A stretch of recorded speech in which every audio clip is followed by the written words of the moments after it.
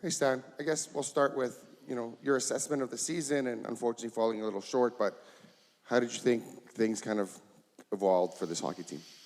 Yeah, sitting here today with the way it ended, it certainly feels like a disappointment, and I think it's hard to, in the moment, reflect upon how great a season it was. I think over time you get some perspective on that, and I know from experience that the emotions of the moment right now are challenging, but I'll try to do my best to explain, the fact that this was a great season. We fell short, but we did a lot of great things. There's 30 other teams that would trade with where we were, so I think just for me, it was my first year being here with the team and being in Edmonton, and I heard a lot about what it's like to witness the fans and the support, and I watched it from a distance. But I guess I first want to say it's incredible, the support that we have from the fans here and the enthusiasm they have for the team. And there's nothing like being here in the playoffs and watching the city be captivated by our team. So that was really special. And, it's a credit to everyone here who loves the team as much as they do. I think, at the end of the day, Florida, played better than we did in the final, and they deserved it. I think leading up to that point, I think we played some very impressive hockey. And if you start from really Game 3 of the LA series, once we got going all the way through to the final, we played really, really well, and we made it. I think we did to those other teams what Florida did to us, which is they looked like they couldn't get to their game. Like, we just really were able to win a lot of different ways. It wasn't just one style that we were winning with. Sometimes it was the goaltending, sometimes it was the forwards, sometimes it was how great our D was transitioning the puck, sometimes it was our big guys found a way to score an overtime goal to win the game for us. So I think we had a lot of different contributions, and we left those teams, LA, Dallas, and Vegas, scratching their heads like, what happened? And that's kind of what happened to us. We didn't play our best in the final. Florida was excellent. I think you have to give them credit. They played really well. And then that combination where we weren't quite at our best and they were, that's what ended up the way we did. But I think I was certainly proud of the resiliency the group showed, especially later in the season when we had a lot of injuries and we had different lineups every night. We were dressing with 17 skaters and, lineups where guys that hadn't played together before. And we found a way, and the coaches deserve a lot of credit for being able to get that new group starting in the playoffs, really no ramp-up time, to quickly find out which players were good together. And, they made some changes and mixed things up, and they found the right combo. So I guess that's my quick summary on the team.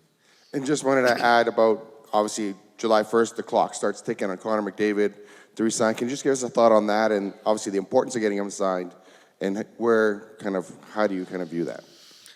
Well, Connor's the best player in the league, the most important player in the league. He's our captain, he's our leader, so certainly he's the number one priority. I think also listening to Connor's take on things, he's earned the right for us to be respectful of his timing. Certainly we're eager to meet with him whenever he wants, but also understanding that he just went through a very tough ending to the season. And so timing-wise, Connor's going to drive that process. But there's no question he's a pivotal player on our team, and not just what he does on the ice, but his leadership. I've had a chance to work with him now this year, and I've been just so impressed with how things you guys probably don't see, but what kind of a teammate he is, and you know, he's incredibly important to our group, and you know, whenever he's ready, we're gonna dive into that.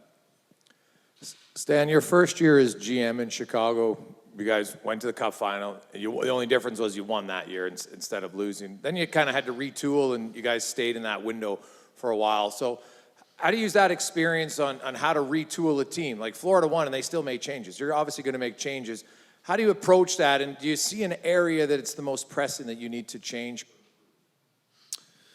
Yeah, I've always thought that win or lose, it's good to have some new players in your group because it's the players that weren't here with this group this season. You know, they have a hunger to try to, you know, experience what it was like to get all the way to the final. Like, unless they were on the Florida Panthers, they didn't go through that this year. So they didn't get a chance to experience what a run felt like. So I think some newness is always good. And we're going to have some changes. We're not going to bring the same group back.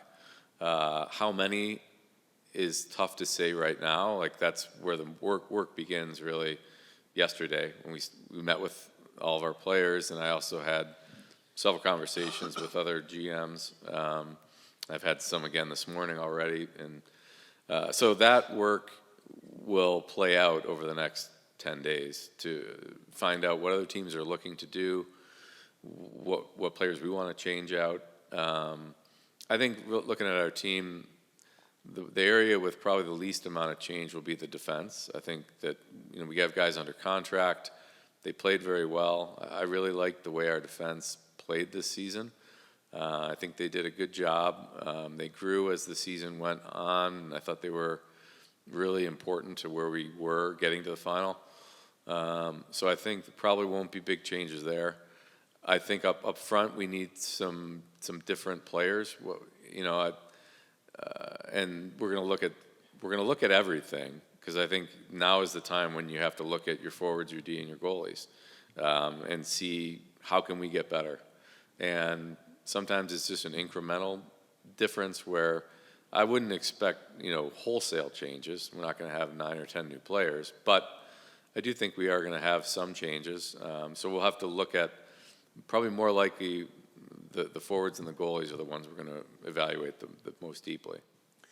Kris, since you arrived, no team has won more games, playoffs, and regular season combined. You've had lots of success. You obviously didn't get your ultimate goal. What do you see as a coach, and how you can change? Like, the biggest difference probably from the one year to the next was your penalty kill. Last playoffs was unreal. This year it really struggled. So what do you do as a coach this summer to try to look to say, what can I do to help us improve, which is hard to do because you've had a lot of success? Yeah, there's a lot of things that we want to address over the summer going into the next regular season. And, you know, special teams would be one of them. The penalty kill obviously was not nearly at that level it was the previous year. And a lot of it had to do with, you know, some fortunate events, just of luck being part of that. But there's a lot of player personnel on our penalty kill from the previous year to this year. And we had so much success that last year, or 2 years ago, that it'd be ridiculous to change it no matter how many players were missing. Just we felt that we're dialed in, and then through the year we kind of felt that it wasn't running as well because we had some players that weren't as good at it as the year before. So that's one area that we're looking at adjusting and how we're going to do it. And obviously we won't make any decisions today. We're going to certainly see what our roster is going to look like that next year and what type of players that would be on the penalty kill. Yeah, there's other things that we want to look at on, you know, our system-wise, whether it's what we do in our neutral zone or our defensive zone coverage. You know, I think there's always things that you can get a little bit better at. Obviously, we're very happy with the success that we've had, so we're not going to be changing a lot, but I think there's things that we can improve upon a little bit. Stan, just to piggyback off of Derek's question about Connor McDavid, he said yesterday that he'd have no problem signing here if he sees that there's a window to contend and to try to win over and over again. With that in mind, how do you view this offseason? Do you kind of see it as a really important couple of weeks here to really show a blueprint to Connor for the future success? Yeah, I think the whole goal is to always find a way to improve your team and also sustain the good aspects of this past season. So I think we've got a lot of players that are in the prime of their career. So I think that bodes well for us. I think, there's no reason that the guys that drove the ship for us this year, they're all going to be part of this going forward. So I think adding to it is something we want to do, and that's what we're going to spend our time on. But I think if you look at our group and the group that's been here the last couple of years, that as they referenced, we've had a lot of wins the last couple of seasons with this group. So there's a lot of things to be excited about, and with the exception of maybe one or two guys, everyone is in their prime of their ages. Like, they're not in their late 30s. I mean, Corey Perry's the oldest guy. He had a fantastic season. But other than Corey, we don't have a team that can't be just as good the next few years. So I think that bodes well for us. And then adding to it is important. We want to try to bring some youth into our team as well. I think that will be something we want to do. I think there's a benefit in the youthful enthusiasm, having a couple younger players. You don't want to have a young player just because he's young. But I think having some guys who are, who can show a progression to their game over a season. So they start at one level in October. By the time you get to March and April, their game has really improved. That's how you can show your team is getting better in season. If you have a couple players like that, because usually the veteran players kind of maintain their level. But and the older players, they're trying to maintain it. They don't want it to drop. But I think if we have a little bit of youth, I think that's important. So we're gonna do our best to give opportunities to players. But for where we are, it's not like we're gonna put a bunch of inexperienced guys in the lineup, because our objective is to win next year. We're not trying to take a different route. We want to be playing in the final next year. We had Trent Frederic here yesterday.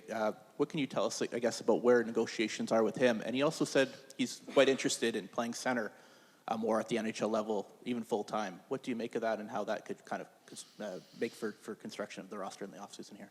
Yeah, I don't have anything to announce on Trent, but we're hopeful we can get something to the finish line there, and to keep him in Edmonton. Getting to know him as a person has been a great experience, because he's got a lot of attributes that I think are very important to a successful team. He's incredibly competitive, great teammate, great team guy. He brings an element that I think you need, which is very competitive. He's fearless. He gives our team to know that nobody's going to push us around. But I think you touched on it there. He's really impressive to have someone with his skill set that can play three different positions. When we talked to him yesterday, and he did. He said he likes to play center. He likes to play right wing too, or left. He almost prefers center or right wing to left wing, and we used him this year mostly on left. But I think that he's a young guy. To be a free agent, usually they're a little bit older than that. So he's got kind of the prime years of his career ahead of him. So, if we can get that done, I think that flexibility to use him in the middle, Kris can talk about that as well. That's more of a coaching thing. But I think having the versatility for a guy with his skill set, he's a pretty unique player on the league. There's not a lot of guys that have that combination of his age, his experience, his competitiveness, size, physicality, and I think when you add it all up, he could bring a lot to the team. Stan, what can you say about the guy sitting beside you, the way he coached, and is there any thought to extending his contract? I thought Kris did outstanding job this year. I've really enjoyed working with him. First and foremost, I think we have a great camaraderie and collaboration. I think we see the game similarly. Not identical, but very similar. I think he's got a, it's not easy coaching star players. I think that's, when I'm talking to my dad over the years, that's they can be some of the most challenging guys to coach because they have so much talent, but to be able to connect with them and get them, to be able to play at their best, but the way that you need them to play for the team, I think he did an outstanding job. And I think, I think Kris is going to be the coach here for a while, and I enjoy working with him, and I think we're lucky to have him. One question, has Dallas asked you for permission to talk to Glenn Gulletson? I don't want to get into that right now. Is that a no or a yes? No, I understand you're asking, but I'm not going to make that announcement. Stan, Connor obviously made it clear that winning is the most important thing for him. When you're dealing with a player whose primary focus isn't just about money, do you have to kind of sell, I guess, the organization and your vision a bit more to Connor rather than, if his primary focus was just, dollars and cents? I don't know if you have to sell anything any more than another. I think there's no question Connor is all about winning. I mean, from the first time I met him and talked to him, he talked about he wants to win. He just wants to win the cup. That's all he cares about. He's not driven by statistics or points or records or money. And I think that's what you love about him. So, yeah, the objective is to demonstrate. I mean, we have the same goal, and from that perspective, like everyone here, that's why we do it. That's why I'm working, and that's why Kris is doing this, I would imagine, is we're here because there's, I've been fortunate, very fortunate to be able to win. And there's no feeling like that when everything comes together as a group, and you achieve the ultimate accomplishment. That's why we do this. And yes, it's, I guess, my job to connect with Connor that way and demonstrate that that's what we're all trying to do. We all have the same objective, and I know how passionate he is about winning. It's what I love about him. I mean, he's not just a fantastic hockey player, but he's a great person, a great leader, and he's incredibly motivated to do whatever it takes. You mentioned that goaltending and forwards are two areas where you might be looking or will be looking to make some changes. How aggressive are you going to be at potentially making a goaltending change this summer? I don't want to single the goaltending out. I think it's just something that we're going to look at and investigate what's the best path moving forward for our team. And it's really hard to predict where that's going to go. And, we have to have a lot of conversations about what other teams are looking to do. And eventually we'll come up with the best approach for our team that we think will give us the best chance next year. And I'm not going to handicap what that's going to look like because it's really too early to tell right now. Stan, this team has spent a lot of draft picks over the last few years, and some good young players got away in the last year or so. How do you stay in win now mode while still protecting yourself 4 or 5 years down the road so you don't hit that barren wasteland when the core of this team is mid-30s? Well, I think it's a challenge, but I think what we've really tried to do is invest in our player development group and recruitment of free agent players. I think that's important. That's going to be a big focus for us moving forward. I think we had a great season this year. I credit to the staff. I think they did a tremendous job on the player development side, led by Kelly Larson. And, over in Europe, we had Toby Salmelainen, who did a great job finding some really promising prospects that are going to come over and join our group. So it's true, we haven't had a lot of, first and second round draft picks. That's not the only way you can find players. You can find players later in the draft, and then you need to lean on your player development group, and you need to lean on your amateur scouts to find those players wherever you're picking. Even if you're picking in the third or fourth round, you got to try to find a player there. and then there's free agents. And I think, the one thing it's good for us is we are an attractive location for free agents to come because they look at our team, they look at the chance to play on a really good team with great players, and also, there's opportunity for them. And I think that's something that we're going to continue to do. So I think we have to be aggressive, though. We're trying to win now. We're not necessarily trying to build our team to be good in 5 years. We certainly want to maintain that. We don't want to drop off. And I think that's going to fall upon our player development and our recruitment of free agents. Over here, hi.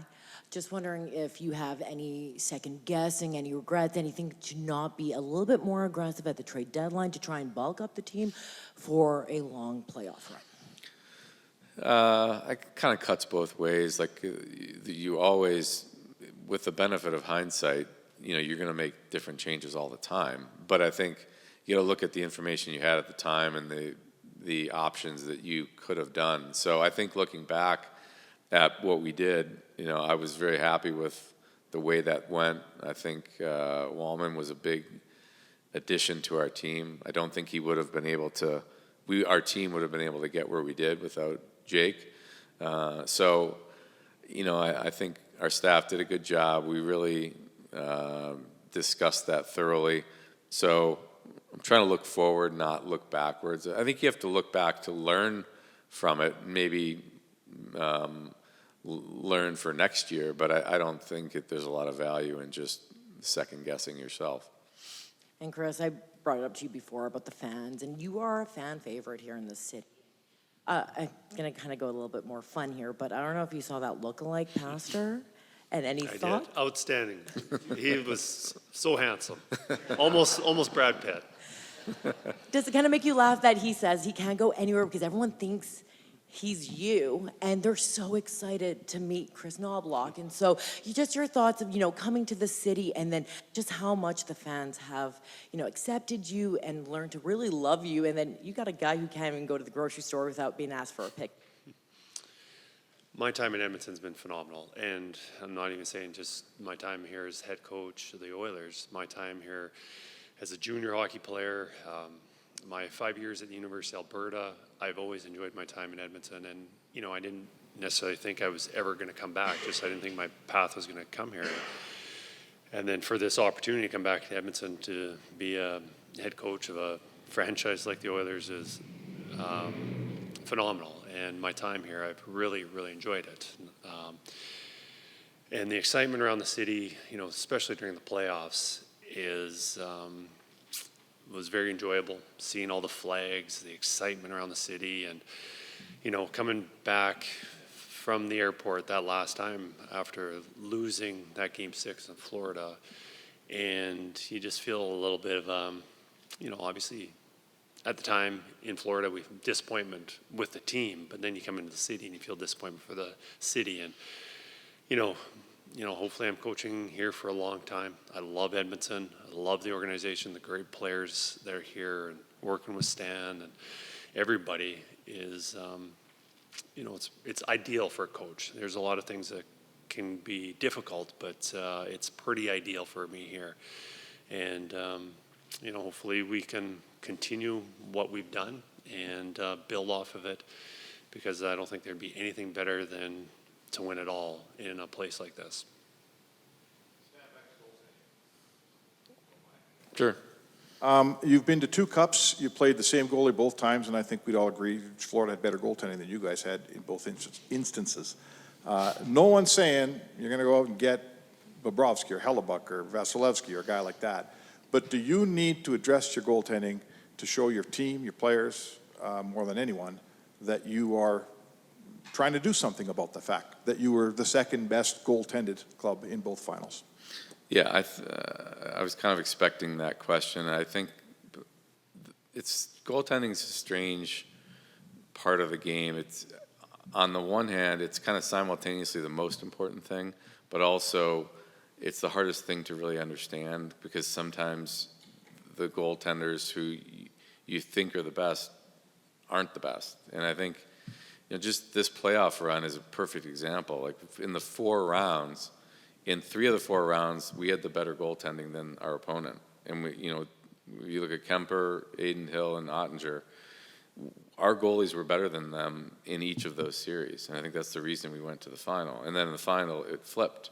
So 3 of the 4 rounds, we had the better goaltending. That's just simple. Look at it. And, so I can't explain that. It's hard to explain how that happened or why it happened. And I'm not disputing that in the final, Bobrovsky was excellent. I mean, he made a lot of big saves when we had chances early in games and we didn't get the lead, and credit to him. Or, our players needed to pick the corners better. Like it's one of the two, right? And but it's I can't really explain how in the first 3 rounds, not that either goaltending was elite, but ours was always better than our opponent, which I think is strange. You wouldn't think that if you just were to talk to the casual fan, but you just got to look at the way the series played out. So it's a fair question. I don't have an answer for you right now. I mean, we're going to examine not just our goalies, but our whole team and see if there's a way to be better prepared next season. So it could involve the goaltending. It could not. There's a lot of factors that I just don't have all the information to answer you right now. Do you, I mean, there's 2 ways to go, I suppose. Go out and get a super elite goalie, and there you have it. Or build a team that can win a Stanley Cup without a super elite goaltender. Really, are there any other options than that? Well, those are the 2 extremes, certainly. The other thing is the way the reality of the world is, it's not like you just go down to the corner and pick up an elite goalie. They're not just waiting for you to join your team, right? So how many are there anyways in that group? And then even if you look at the guys I think were considered elite, some of them have had some tough playoffs. So there's no guarantee in the goaltending world. That's why I said it's simultaneously the most important, but it's also in some instances not why teams win. So if you have a strong enough team, then there's been teams that win the cup without elite goaltending, and there's been teams that won because of their goalie. So it's a great discussion point, and I think it's what the media and the fans love to talk about. I get it. I understand that. So we've got to, take in that information and sift through it and come up with a plan, and that's what we're going to do over the next few weeks and months.